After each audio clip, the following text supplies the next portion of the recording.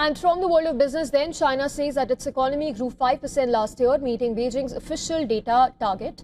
But it's one of the slowest growth rates the country has ever recorded in decades. It's a new data that shows momentum weakened sharply towards the end of the year as weak consumer spending, a deep property slump and even trade tensions with the United States continue to weigh on growth sentiment. According to official data released on Monday, China's economy expanded 5% in 2025, matching the government's target of around 5%, but it also underscores a prolonged slowdown in the world's second largest economy. Growth eased noticeably in the final months of 2025.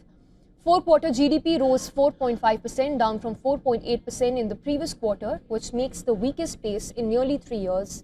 Domestic demand remains a major concern. Retail sales rose just 0.9% in the month of December, the slowest growth since the end of 2022 and down from 1.3% in the month of November.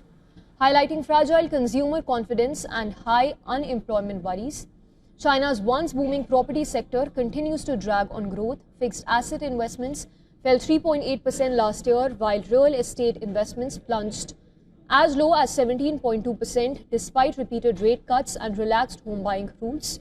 House prices have stabilized in some major cities, but the broader housing market remains sluggish. In fact, trade remained a rare bright spot, even as tensions with Washington flared following Donald Trump's return to the White House. Chinese exports to the US dropped 20% last year, but demand from other regions helped offset the decline.